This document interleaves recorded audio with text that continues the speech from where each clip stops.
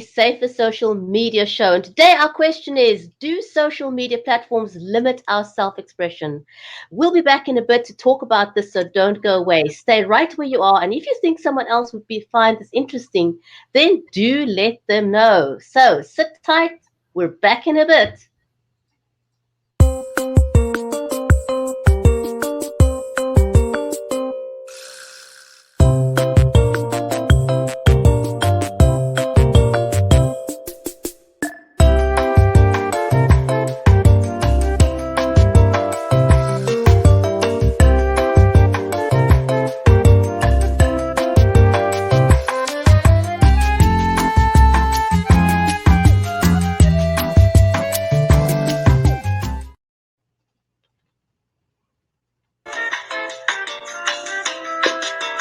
Hello, everyone, and welcome to the Safer Social Media Show.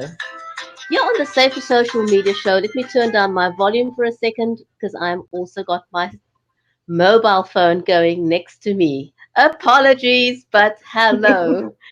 Welcome. So, on the Safer Social Media Show, we talk about how we as individuals can gain the ability to take a more critical look at what we see online and how we can become more selective about how we use that information and how that leads to freedom of disinformation. And today, our conversation is about whether or not social media platforms limit our self expression. So, my name is Bridget T. Limbanda, if you've not met me before, and my co host is Alison Diamond. Alison, welcome to the show. Why, thank you.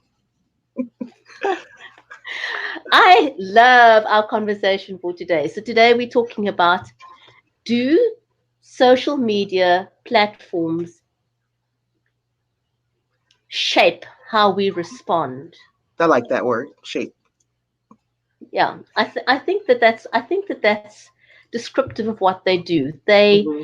they they shape our responses. Hmm. But before we dive into our conversation, I would like to share a good news story.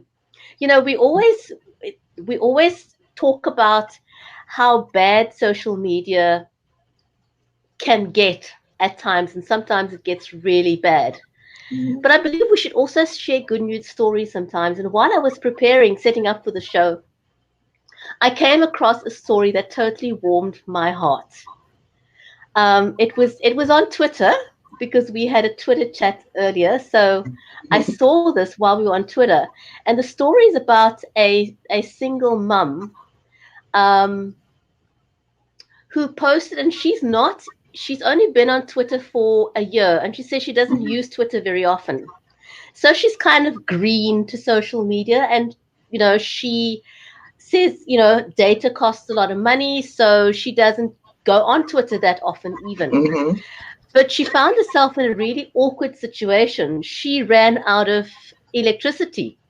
She Mm. had no electricity, and she felt too ashamed to go and ask her neighbors. Single mom with two kids at school. And what she did was she put onto her Twitter status a photograph of her electricity meter showing that there's 0 units. She's got no electricity. And she said, could anybody possibly help her with electricity for 10 South African rands, which is less than $1. Okay. So that Hmm. was her request. And it turns out that she was flooded with people reaching out and buying her electricity Hmm. and sending her money. I mean, how heartwarming is that? She says 3 days later, people were still buying electricity for her to the point where she said, stop, I have got enough now. And people, were pouring out to her to the extent that she could pay, I think the article said, her school fees that were behind for a year for one of her kids. Wow, that's And wonderful. it just warmed my heart. And I thought, wow, if there was a good news story, this is it. Definitely, I love it. Oh my goodness. So getting back to our conversation for today. So if you're Mhm. joining us, please do join the conversation. Tell us your thought, ask us your questions. Again, we're talking about whether or not social media shapes our responses. What are your opening thoughts on that? For me, I would definitely say yes. I'm a sociologist, so of course, I'm always interested in how our environment shapes our behavior. And social media architecture is no different than the built environment. The features that we see and that we interact with have influence over what we do. So, take the like button. It seems like this innocent button, but there's no dislike button, right? There's a like button. No. Uh, yeah, so that's our choice. Now we do have reactions now. They added reactions because people did say the like was not enough. But if you look at the reactions that we have, we're all kind of saying the same thing when we use those buttons, right? We're kind of shaped into this, one way of reacting to something. If it doesn't really fit, there's really no other choice. If you don't want to actually make a comment, you do have to choose what's available. So, yeah, we do kind of lose our own voice when we resort to using what's presented to us by the platform. I think it's meaningful. It may not seem to be a major issue, but when you think of millions of people using the same like button, think of all the nuance you lose. Yeah, I must say, sometimes you kind of feel like you're in a bit of a pushed into a corner to choose one of those reactions, Hmm. so that the person knows you've seen it. Sometimes you're in a rush and you kind of think, which one do I choose now? None of these actually fit the emotion, Hmm. or my acknowledgement, um, you know. And I think we spoke about that briefly yesterday. So I see on Twitter, for example, people will because there's so many nuances that could go with a like button. I see people on Twitter will say that, look, it's like does not mean I agree with you, or like is not a acknowledgement or anything. I'm just liking something to you as a way of curating my content. Yeah, yeah. And people use like for so many different reasons that of course that like button can't adjust to. So Brigetti might post something that I know nothing about. It's going on in Cape Town, not Johannesburg. I live in Cape Town. But she might post something that's going on there and I don't really know what she's talking about. But I want to acknowledge that I'm seeing it, I find it interesting. So I might hit the like. But maybe if I really knew what the conversation was about, I wouldn't really click like. Maybe I don't agree with her view, but I am reading what she's saying and I'm, appreciating that she's talking about something. So, we were kind of going back and forth on what would be better than a like button. So when you talk about, I was thinking about this right now. Um, I may interpret the reason why I'm using the like button in a certain way, but other people, either the person who posted it or other people that have access to that post, may impute a different meaning to me liking it other than Hmm. my intended response. So Right. that to me is a bit of a dilemma, isn't it? Yeah, it is. And, politics, that's a big issue, right? So, what if I've been encouraging people to vote? And several people say, I wouldn't vote it today, but I didn't vote for the candidate that I'm for. Do I press like? And when I say like, if they're saying I voted for blah blah blah, I'm so glad I went out and voted. Thanks for reminding me, Allison. I'm like, I'm glad you voted, but if I press like, am I liking that you said you voted for this candidate, or am I liking that you can't really use like in all situations? And I also feel that, by forcing these kind of reactions or acknowledgements on us, we are by default doing that to people in our social circle of influence. Hmm. Because, I've been pushed into a corner to respond in a certain way, and I've chosen that emoticon for whatever reason. But now Johnny comes along and Johnny says, this is a little bit awkward. But Brigetti liked it and Alison liked it, so I guess I'll tick like too, Hmm. you know. So you Right. have that kind of chain reaction going on as well. Yeah, yeah. And some people interpret likes differently. The more likes I get, the more popular I am. I don't care why you like me. I just want to collect those likes. And that is, something that leads to likes being abused. But also, I think the other aspect of it is the fact that that taps into the algorithms. And Hmm. so people will ask you to like something because it'll rank their post, it'll rank their video or whatever it is Yes. they posted, Yeah. based on the amount of likes that they have. So it Hmm. shows this popularity. It's like, the popularity is determined by how many likes or hearts you can get, Yeah. and that is completely devoid of emotion Yeah. that There's was really no that meaning. may have been. Yeah.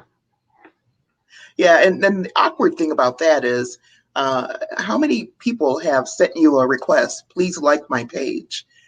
Well, once you like somebody's page, you kind of get auto drafted into, the messages that they're sending out and questions that they're asking, and you kind of feel obligated to show support in some way because that person's your friend. And yet, you don't care about the product or the service or whatever it is that they're doing that you might not even like it. So the like button, to me, is just not appropriate for all these different reasons. So I just, yeah, like button is a problem. It's the only option we have, and yet it doesn't fit our needs. Are there any of the other buttons that you struggle with? I mean, I think it's clear as daylight that, um, I would say, apart from everything else, the like button in the absence of a dislike button, um, is not a great option. Now you had a comment today in our Twitter chat. You said, "How about just a noted button?" Yeah, I would like to see that because, noted is kind of, I acknowledge that I saw your comment. Hmm. You know, Yeah, it's like when you're SMSing somebody and there's a read. It's like it would act like a read receipt. Like, exactly.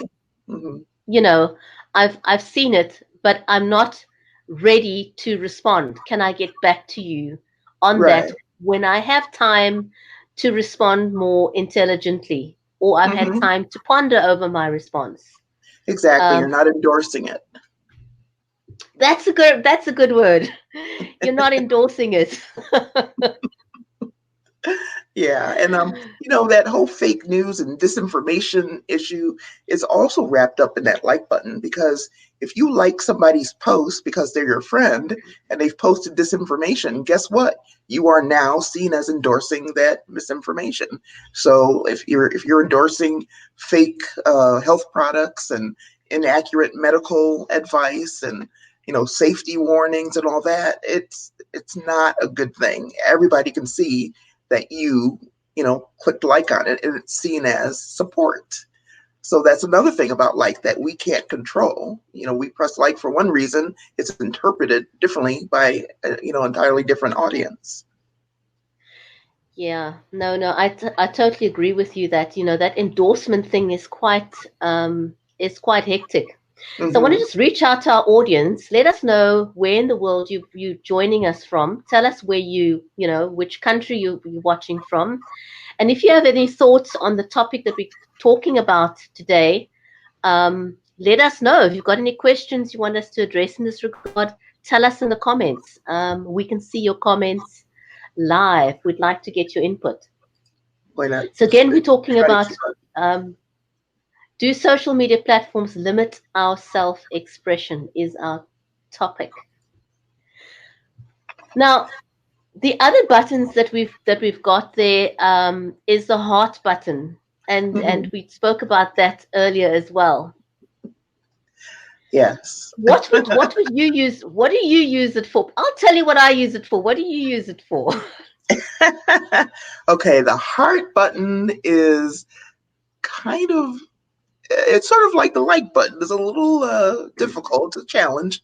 I might use the heart button to show sympathy or empathy. I might use it to show that I love what somebody posted or I love what they did. Sometimes it's to say like, oh, like maybe there's a little, maybe somebody posted something their child did or said something really cute or a little baby or something.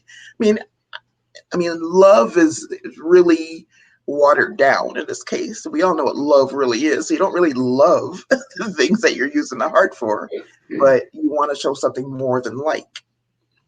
What about you?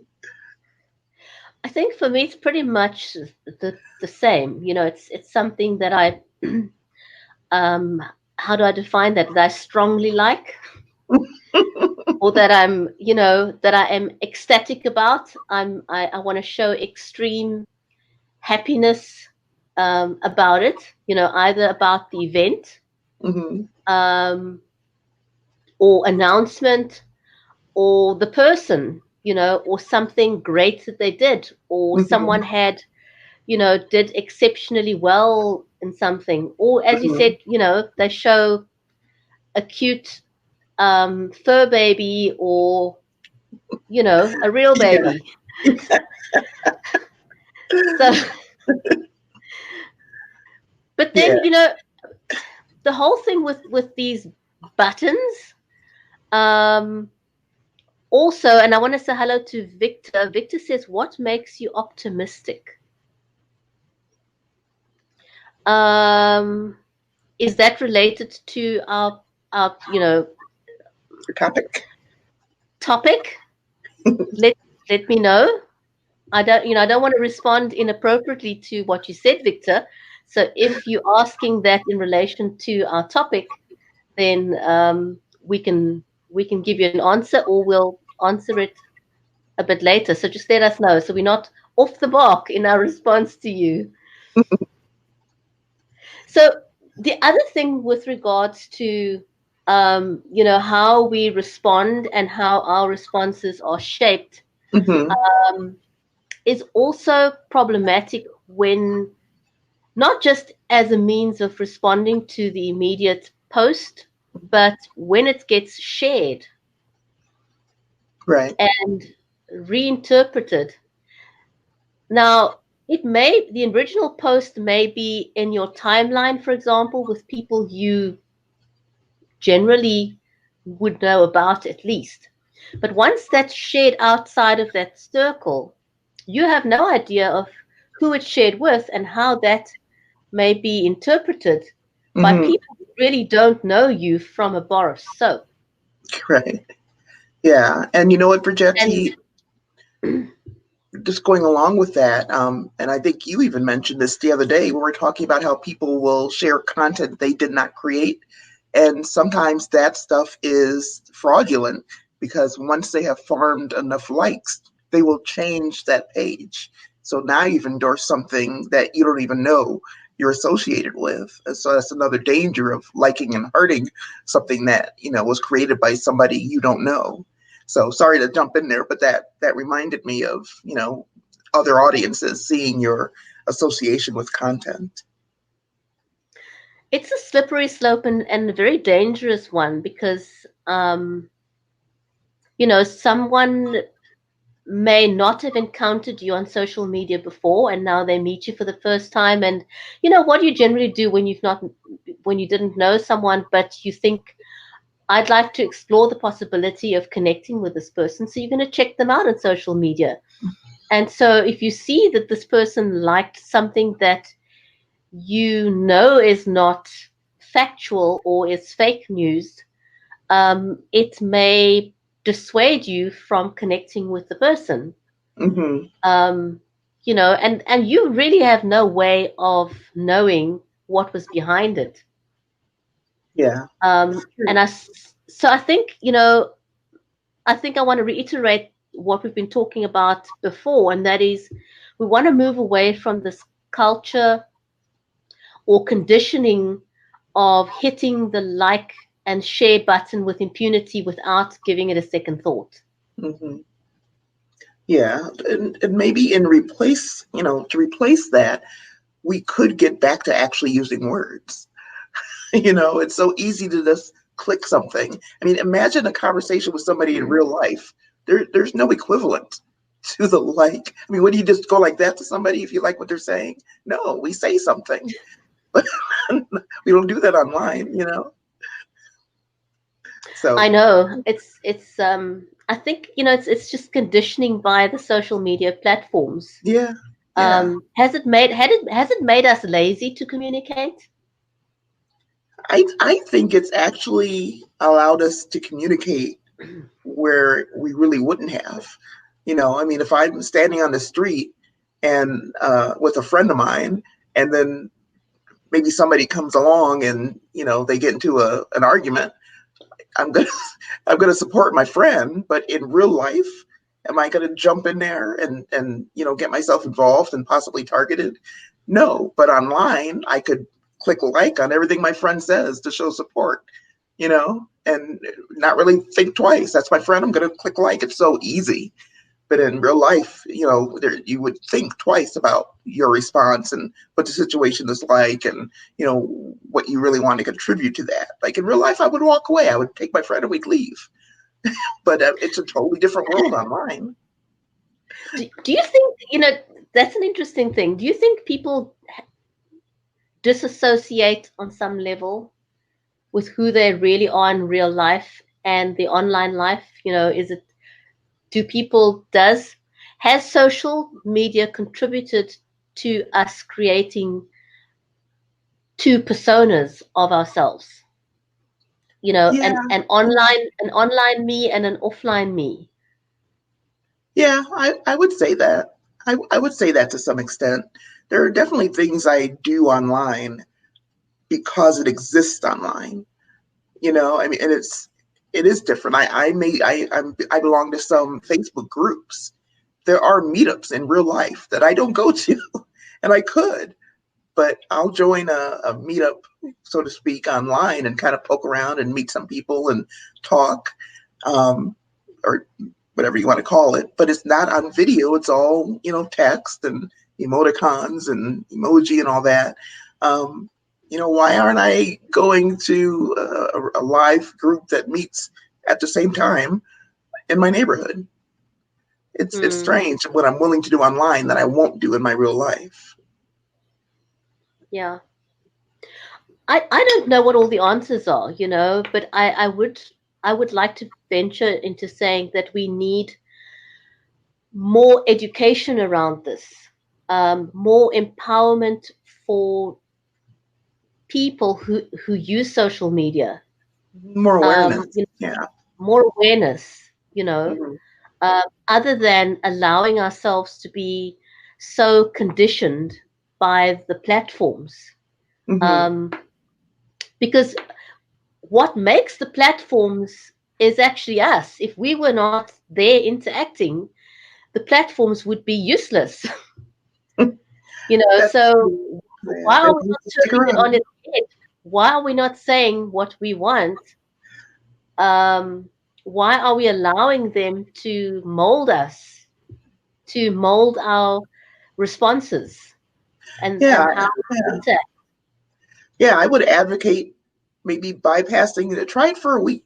Bypass those buttons and say what you want to say instead of clicking like. Say, I really like that. Whatever your opinion is, and make a comment about it. Start a conversation. That's something that I think is really, really lacking now in social media. We share content and we just leave it there. We don't even comment on the content ourselves. You know, um, or we might say, "Oh, this is a really pretty picture." and not that there's anything wrong with that, but what if you posted a picture and actually said what it did to you? When I look at this, it reminds me of blah, blah, blah, and tell a little story. That is what gets conversations going. But right now, it's like you post a picture and the responses are, oh, I love it. It's so pretty. Ha ha. And that's it. That's not how we really talk. It's not real interaction. It's almost like fake interaction. Yeah, just it's for social media interaction. It's that digital life. Yeah. Now, I'd really like to see a change. Mm-hmm. And again, I'm going to say it's one of the reasons I like live streaming, because you're talking. It's more like a conversation that you're having in real life. Mm-hmm. It's the closest you're ever going to get to a real life conversation, as opposed to me hiding or thinking that I'm hiding behind a picture of sorts, and being more flippant about, or how I respond to things online.